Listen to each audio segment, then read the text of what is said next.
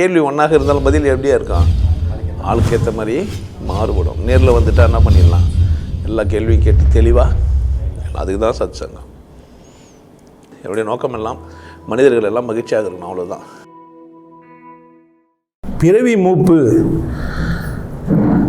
ஒரு மனிதன் பிறந்தான் வளர்ந்தான், இவங்க கூட ஆதியே துணைன்னு போட்டு வச்சுருப்பாங்க. ஆதியே துணைன்னு ஒரு சிலரில் போட்டு வச்சுருப்பாங்க. என்னடா அது சார்ந்தே வருதுன்னா, எங்கே நம்ம பிரச்சனை நிற்கிறோமோ அங்கேருந்து அது சார்ந்து தான் நம்ம எதுவுமே பேசுவோம். அதுதான் நேச்சர். ஒன்று நீங்கள் அங்கேயே ஏன் சார் அதையே பேசிங்கன்னா, அடுத்த வாரத்தில் அடுத்த வாரத்தில் அதெல்லாம் இருக்காது. இந்த வாரத்தில் கழுவி ஊற்றாகணும்ல நான். அதனால் இப்போ அதெல்லாம் வரத்தான் செய்யும். நீங்கள் சாலையாண்டு போர் அடிக்கலாம், உங்களுக்கு எனக்கு தெரியுது, உங்களுக்கு போர் கூட அடிக்கலாம். நம்ம அங்கேயே நிற்கிற ஆள் கிடையாது. பட் அப்பப்போ சமயத்தில் இதெல்லாம் பின்னாடி எவிடன்ஸ் ஆகும்ல, ஐயா இது மாதிரி பாதிக்கப்படும் போது இந்த மாதிரிலாம் அவர் மனதிலேருந்து உள்ளேருந்து தான் தானே வரான். ஒரு புள்ளி வச்சுட்டு ஆதியே துணை போட்டு வச்சுருப்பாங்க. பிறவி மூப்புக்கும் இவங்க பேசுறதுக்கும் கூட நிறைய ஒற்றுமை இருக்கும். நல்லா சொல்லி வச்சுருப்பானுங்க. செத்துட்டா சூடாக இருக்கும், கஷாயம் குடிக்கும். ஒரு மனிதன் உள்ள அடங்கிட்ட பிறகு உடம்பு கஷாயம் குடிச்சு என்ன பண்ண போகுது? இந்த அடிப்படை அறிவு வேணும் ஒரு விஷயத்துக்கு. எனக்கு என்ன வேணும்? அடிப்படை அறிவு வேணும். பிறவி மூப்பு என்றால் என்ன, அது எப்படி நடக்குது, அது எப்படி நடக்கும் அப்படின்ற ஒரு கேள்வி இயல்பு. நான் பிறந்துட்டேன், எனக்கு பிறவி நினைவுகள்லாம் இருக்குதா? ஆனால் இருக்குது, எல்லாராலையும் கண்டுபிடிக்க முடியல. அதனால் என்ன பண்ணுறோம், சில பேர் பிறவி இல்லை அப்படின்னு சொல்லிடுறோம். ஏன்? நேற்று ஒரு நாள் நம்ம இருந்தோம், நேற்று சாப்பிட்டோம், ஆனால் நம்ம சாப்பாடு சாப்பிட்டதை மறந்துட்டோம். நேற்று ஒரு நாள் இருந்திருப்போமா, இருந்திருக்க மாட்டோமா? ஏன்? எல்லோரும் இருந்துட்டு வந்துனுக்குறாங்க, நம்ம குழந்தை வந்து பெரியவங்களை அவங்கள பார்க்குறோம், மறந்துட்டோம் ஆனால் ஒத்துக்கிறோம். அப்படி தானே? முன்னாடி இருந்தோம், அதை மறந்துட்டோம், ஆனால் நம்ம என்ன பண்ணுவோம்? ஒத்துப்போம். வானலில் பிறந்ததுலேருந்து இது வரைக்கும் மாட்டுக்கறியே சாப்பிடல. நீ ஒரு 10 வருஷத்துக்கு முன்னாடி நீ மாட்டுக்கறி சாப்பிடும்போது உங்கள் வீட்டுக்கு வந்திருந்தானா என்ன பண்ணுவேன்? உங்ககிட்ட கேட்டா, ஒரு 10 வயசில் நீ இருக்கும்போது அவங்க வீட்டுக்கெல்லாம் வந்துக்கிறேன், நீங்கள் அப்போ மாட்டுக்கறி சாப்பிட்டுருந்தீங்கன்னா என்ன பண்ணுவேன்? எப்படி தெரியாது? நீ தான் சாப்பிட்டதே இல்லையா? உங்கள் வீட்டில் செய்ய மாட்டாங்க, உங்கள் குடும்பத்தில் செய்ய மாட்டாங்க, மாடு புனிதமாக இருந்துச்சு, நீ எப்படி சாப்பிட்ருப்ப? சொல்கிறது இல்லை, அப்படிலாம் சாத்தியம் இல்லைன்னுவேன். ஏன்? எங்கள் வீட்டில் நாங்கள் செஞ்சதே இல்லையா, எங்கள் அம்மாவுக்கு பிடிக்காது, இன்றைக்கும் அது பிடிக்காது. எங்கள் அம்மா அவங்க வீட்டில் அவங்க அம்மா வீட்டில் அது செஞ்சதில்லை. ஆல்மா நான் எப்படி சாப்பிட்டேன்னு சொன்னால் ஒத்துக்க முடியும். ஏன் பிறவி மூப்புக்கு இது சொல்கிறேன்னா, நீ திரும்ப ரீகால் பண்ணாலும் பண்ண முடியாத விஷயம்னு ஒன்று இருக்கும். ஏன்னா அது வாழ்க்கையில் என்னவே இல்லை, நடக்கிறதுக்கான வாய்ப்பே இல்லை. ஆனால் 10 வருஷம் முன்னாடி வந்து நீ சாப்பிட்டு என்ன குழம்புன்னு தெரிலன்னா ஒத்துப்பேன். ஏன்னா சாப்பிட்டுன்றது நடக்கிற விஷயம், மாட்டுக்கறி சாப்பிட்டுன்றது நடக்காத விஷயம். போன ஜென்மத்தில் மாட்டுக்கறி சாப்பிட்டேன்னா இந்த ஜென்மத்தில் நீ மறுக்கலாம், போன ஜென்மத்தில் மாட்டுக்கறி சாப்பிட்டேன்னா தெரியாது தானே. எந்த ஜென்மத்திலுமே நான் சாப்பிட்டுக்க மாட்டேன்னா என்ன பிரச்சனைன்னா, எனக்கு பிறவி இருக்கிறது எனக்கு தெரியாது, நேற்று நடந்த விஷயத்தை நான் மறந்துட்டேன். ஆனால் இந்த வாழ்நாளில் எனக்கு இந்த ஜென்மத்தில் எனக்கு நடக்கிற விஷயங்கள்லாம் என்னோட ஒத்து இருக்குது. இதில் சம்பவங்கள் நடந்துருக்குது நடக்காதுன்றது என்னென்ன பண்ண முடியும்? ஊகிக்கவோ மறுக்கவோ எதிர்க்கவோ முடியும். ஆனால் ஜென்மாந்திரமாக நான் யாருன்னு எனக்கு தெரியாது. ஜென்மாந்திரமாக எனக்கு தெரியாது, ஜென்மம் இருக்குதானா நல்லா புரிஞ்சு வச்சுக்கணும். நான் நாயாக இருக்கும்போது என்னத்தை சாப்பிட்ருப்பேன்? என்ன கட்சி தான் இது? ஒண்டா இருக்கும்போது என்னத்தை சாப்பிட்ருப்பேன்? என்ன சார் சாப்பிட்டோம்? மாட்டை சாப்பிட்டேன்னா என்னக்கா, கொசுவாக இருக்கும்போது நான் மாட்டு ரத்தத்தை குடிச்சுனா அப்போ என்னத்தை சாப்பிட்டேன்? கொசுவாக இருந்து நான் மாட்டு ரத்தத்தை குடிச்சிருப்பேனா மாட்டேனா?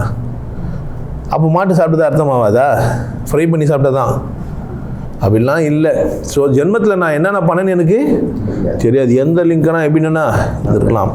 ஆனால் இது உனக்கு தெரியலனாலும் பரவாயில்ல, வள்ளுவர் ஒரு வரி போட்டு போகிறார், பிறவி பெருங்கடல் நீந்துவார். அப்போனா பிறவின்னு ஒன்று இருக்குது. அவர் சொன்னார் ஒத்துக்கனாலும் தப்பு இல்லை. நீங்கள் வள்ளலாரை பழிக்கிற மாதிரி நாங்கள் வள்ளுவரை பழிக்கிறோங்க, எங்களுக்கு வள்ளுவர் ஒத்து வரல, தப்பு கிடையாது.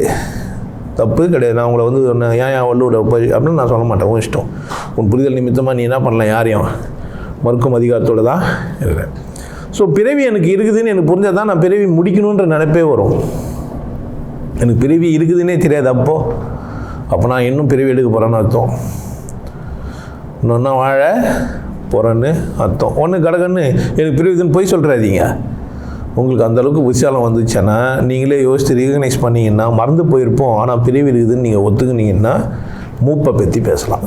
அப்போ தான் என்ன பண்ண முடியும், பிறவி மூப்பை பற்றி பேசணும். அவனுக்கு தான் இது புரியும், இல்லைன்னா புரியாது.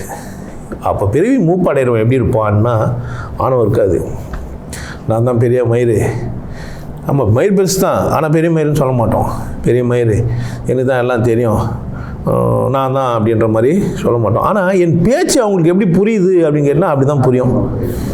அவர் ரொம்ப சாதாரணமாக சொல்கிறாரு, பழுது சாப்பிடுவியா சாப்பிடுவேன், பிரியாணி சாப்பிடுவியா சாப்பிடுவேன், மாட்டுக்கறி சாப்பிடுவியா சாப்பிடுவேன், தயிர் சோறு சாப்பிடுவியா சாப்பிடுவேன். அப்போ சைவம் அசைவம் பார்க்க மாட்டேன், கடவுள் இருக்குதா இருக்குது.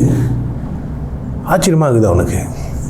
இது வரைக்கும் கடவுள் இருக்குதெல்லாம் என்ன சொல்லியிருந்தான் அப்படின்னு கேட்டிங்கன்னா, கறி சாப்பிட மாட்டேன், மீன் சாப்பிட மாட்டேன், முட்டை சாப்பிட மாட்டேன், பொம்பளை ஏறுத்து பார்க்க மாட்டேன், ஆம்பளையாக இருக்க மாட்டேன், குடிக்க மாட்டேன், சட்டை போட மாட்டேன், இப்படிலாம் சொல்லியிருந்தான். அவன் தான் என்ன சொல்லியிருந்தான், கடவுள் பார்த்து தான் போய் சொல்லியிருந்தான். உண்மையிலேயே கடவுள் பார்த்துட்டு உனக்கு என்ன இருக்காது, என்ன இந்த ஜாதி மத பேதம் இருக்காது. நீங்கள் என்னை பார்த்து புரிஞ்சுக்கலாம். என்னை பற்றின அடையாளங்களை அவங்களே சொல்லுவானுங்க, நேராக பார்த்தோன்னா ஒத்துக்க மாட்டானுங்க. என்னை பற்றின அடையாளங்களை பேசிக்கிறானுங்க. யார்னா சாலை ஆண்டவர் என்னை பற்றி அடையாளங்களை பேசிக்கிறான், கவனகர் என்னை பற்றி அடையாளங்களை பேசிக்கிறான். அவன் ஈனமான சூடு சொன்ன பார்க்க மாட்டான், இல்லை அது இப்படி கட் பண்ணி போட்டிருப்பான். இந்த பெரியாருக்காக பேசுகிற மாதிரியே இருக்கும். என்னை பற்றி நிறைய பேர் பேசியிருப்பானுங்க, ஆனால் என்ன சொல்ல மாட்டான், நேரில் பார்த்தா ஒத்துக்க முடியாமல் தவிப்பானுங்க. அப்போ பிறவி இருக்குது, மூப்பு அடைய முடியும், அதுக்கு ஒரு வழிகாட்டுதல் தேவை. வழிகாட்டிகள் ஏற்கனவே இருந்துக்கிறாங்க. நான் தான் வந்து பிடுங்கினலாம் கிடையாது. முன்னாடி தாத்தாலாம் பிறவி இருக்குதுன்னு சொன்ன பிறவி மூப்பு அடையிறதுக்கான விஷயங்களை சொல்லியிருப்பான். அறம் பொருள் இன்பம் கடைசியாக வீடு பேர் 3 தான் சொல்லியிருப்பான் அவன். திருக்குறளில் 3 தான் இருக்கும். அறம் இருக்கும், பொருள் இருக்கும், வீடு பேர் இருக்காது, இன்பம் இருக்கும். ஒரு மனிதன் இன்பமாக இருந்தால் வீடு பேர் அடையலாம். இவ்வளோ தான் விஷயம். அறத்தோட பொருள் சேர்ந்து இன்பமாக இருந்தால் நான் எல்லாம்.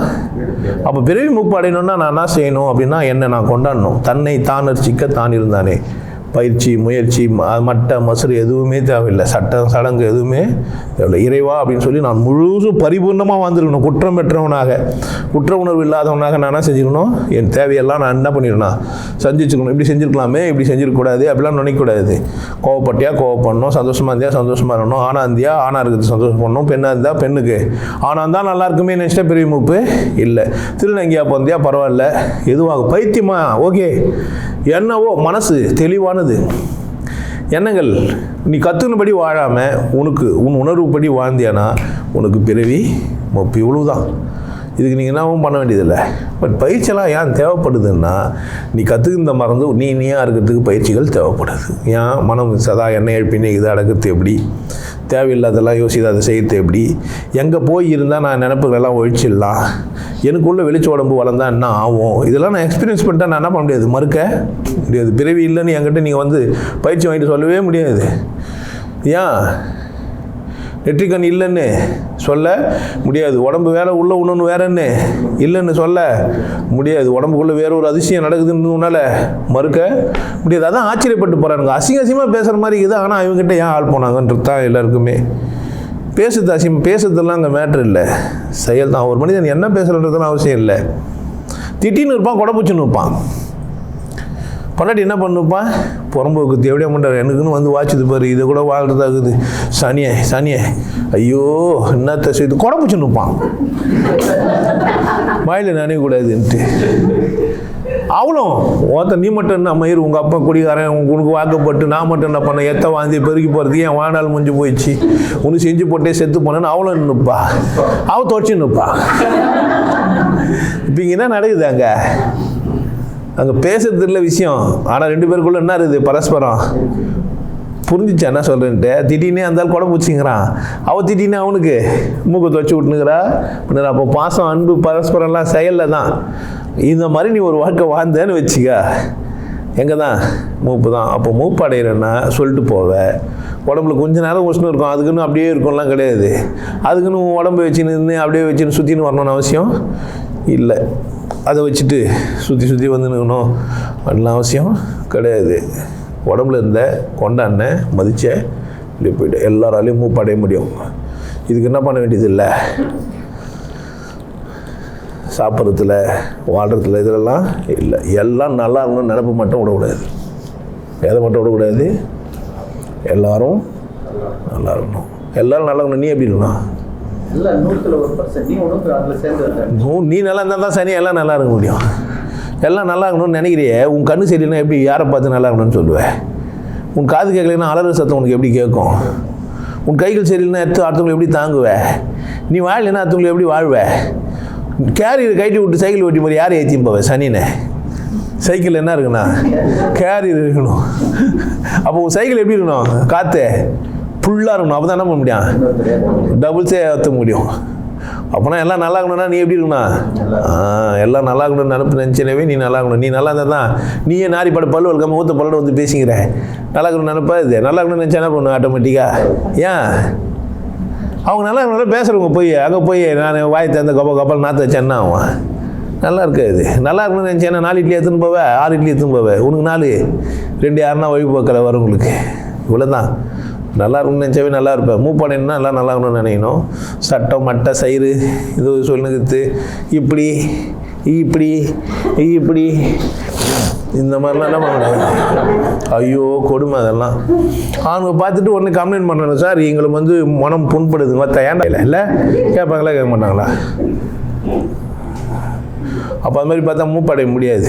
எவன் ஒருத்தன் எந்த பிரச்சனையும் வராமல் கம்முன்னு கடவுளேன்ட்டு கம்முனுக்கிறானோ அவன் மூப்படைவான். இந்த பிரச்சனைக்கு வந்தவன் எவனும் மூப்படைய முடியாது. ஏன்? மகானை பழிக்கிறான் அவன். செத்து போன மகானை பார்த்துக்கிறான். உயிராக வாழ்ந்துங்கிற ஒரு மகானை அவனுக்கு புரியல. அவன் நினச்சி நான் மகான்னா மயிர் பிடிங்கி வேறு மாதிரி இருப்பான், இப்படி அமைதியாக இருப்பான், பேசவே மாட்டான். உடங்கொத்தமாக சொல்லுவார், உனக்கு குற்ற உணர்வுலேயே செத்து போயிடுவேன் சனினே.